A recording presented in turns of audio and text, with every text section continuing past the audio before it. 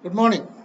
I'd like to discuss with you on the economic impact of the pandemic of COVID-19 and the probable impact it will have on an MBA aspirant or MBA student who is completing shortly. Let us look at the impact as we know until now. It has affected globally. It has disrupted global supply chains, beginning with China, which is the factory of the world. We have seen 90% of our computers, 300 million computers, come out of China.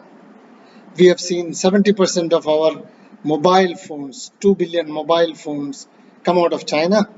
These supply routes got affected. We are now staring at a global epidemic which has affected Europe, which is likely to shave off nearly 9% of the global GDP, between 12 to 32% of the global trade, a loss of about $3 trillion to global incomes. All this has also affected India. Though we have a big domestic market, we are also affected by the global surges and ebbs that have taken place. Surges on the pandemic field, ebbs on the manufacturing, services, and supply fields. How do we come out of this? We possibly have a V-shaped curve. Once the pandemic is over, we will go back full strength, and that's a V-shaped, which we hope will happen. That's what IMF predicts. That's what happened in 2008 recession, the Great Recession. That's what happened in the pandemic of 1980. But then there is also a realistic school of thought which says that it could take a little more time because the impact is so severe globally that it could take a little more time. Therefore, we might see a U-shaped curve rather than a V-shaped curve. The more pessimistic people say that it will take a long time to recover, and therefore you have an L-shaped curve. I don't subscribe to the L-shaped curve. Hopefully, we'll come back V-shape. But then if there is a return of the virus, or if there is a recession that impacts on the sectors very adversely, then we are likely to see a W-shaped curve. So these are the impacts that we are looking at. There has been a lot of contra-pandemic effort by the Finance Ministry and the Reserve Bank of India. We've seen a lot of money being pumped in. About 240,000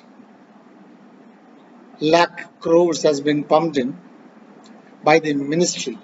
100,000 crores has been pumped in by the Reserve Bank of India. And you are looking at a lower rate of interest. But then we have to also recognize that in the month of March, foreign portfolio investors withdrew about 1 lakh crore rupees from the Indian equity and bond markets.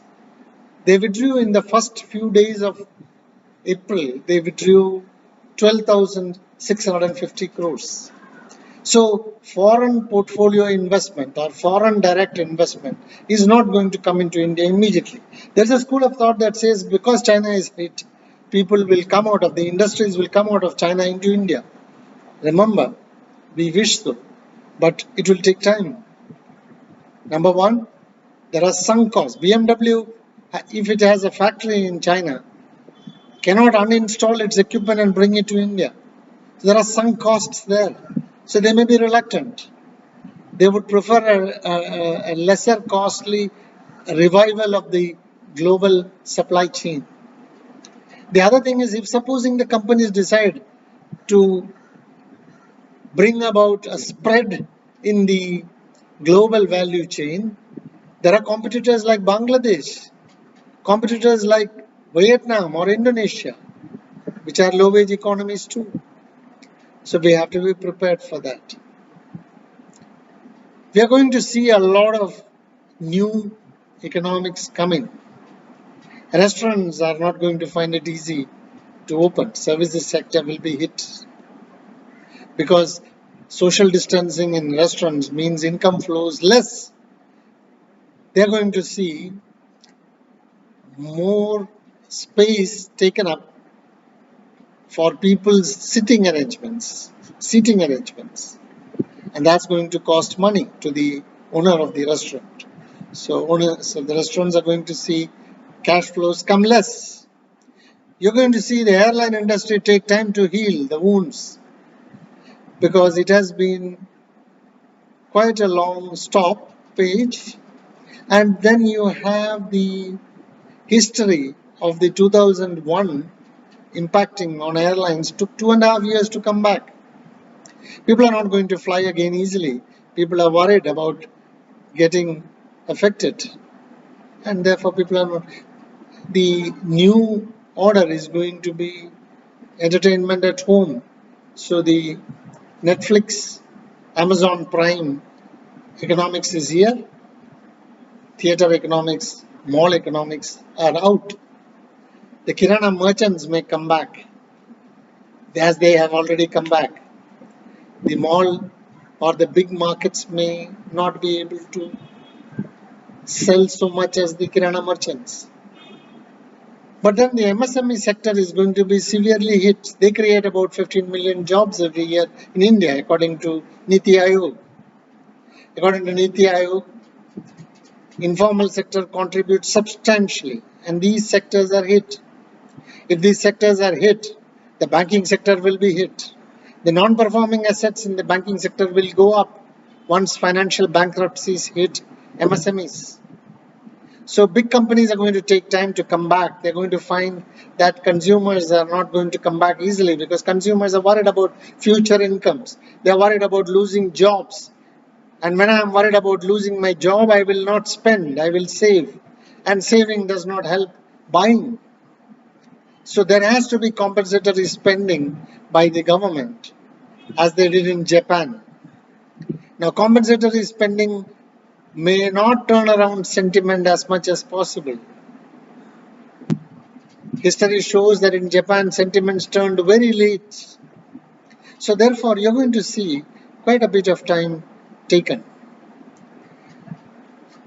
The new norm is going to be science-oriented, pharma-oriented. Infrastructure has to be into primary health centers.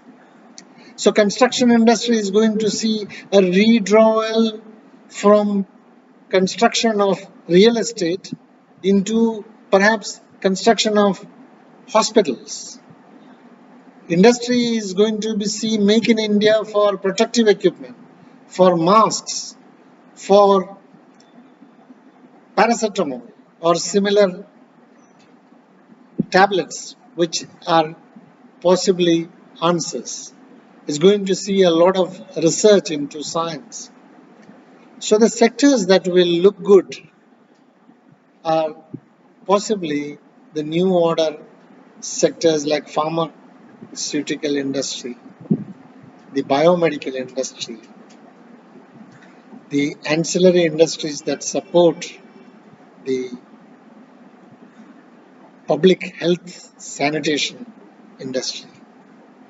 The FMCG industry is going to be constrained by a lack of spending. They may spend on soaps, detergents, on hand sanitizers, but other items may get a little less import, and that is going to affect us all. So how do I face the new challenge? I'm going to go digital. I would request some of you have already gone into digital marketing. Some of you have already gone into data analytics. Keep going. Keep going digital. Artificial intelligence is here to stay. Companies are going to get robotics in place because robots don't catch viruses. They will not affect the assembly lines. And therefore, I need to support robotics. get myself into digital thinking mode, get myself into digital skills, get myself into analytical skills. Be ready for the new economics. And that I think is how we are going to survive this random shock which we have seen. A pandemic is a random economic shock as never seen before. It may not come again, we hope, but we should be prepared. Unemployment has surged to 23% to 24% in the organized sector in India. We might see the curve taking some time to lift up again. So we need to reskill ourselves so that we get our jobs when everything opens up. One final word about the return of the migrants. Two types of migrants. One is the migrant laborers going out. In China, the experience was these migrant laborers went out and the manufacturing sector was hit because they are low cost people. It took them time. They went back to their villages and they were afraid of coming back to the urban cities. So once the trains start, many of our migrant laborers will go out and that will increase the costing to the economy. That's one part of it. The other part of it is our migrant laborers in the Gulf, the migrant executives in the Gulf, the migrant many professionals or traders in the Gulf will all come back. The artisans in the Gulf will come back. Between 1 to 5 lakh people are expected. The Gulf economies are not doing well. You have seen the oil prices crash to negative levels day before yesterday. We saw oil in the US market at $0.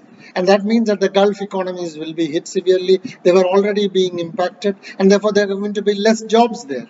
So you're going to have to receive our dear beloved ones who've been there. And when they come back, they are going to be under some quarantine or isolation. These are all going to, they are caught between two worlds, one which they are used to and one which they are still to enter. And therefore, we are going to see that we will have to nurture them. We'll have to bring them back emotionally, sociologically, medically, and then financially. This is going to cost the economy money. So macroeconomics and microeconomics both see that there will be quite a bit of problems for the economy in the shortest run.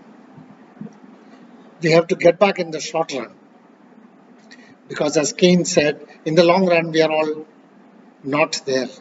We have to be here in the shortest run. So gear yourself to get back in the shortest run. I wish you all the best. Get your skills, get your returns on your skills, the new skills that you acquire quite well, and I'm sure together we will overcome. I wish you all the very best. Thank you.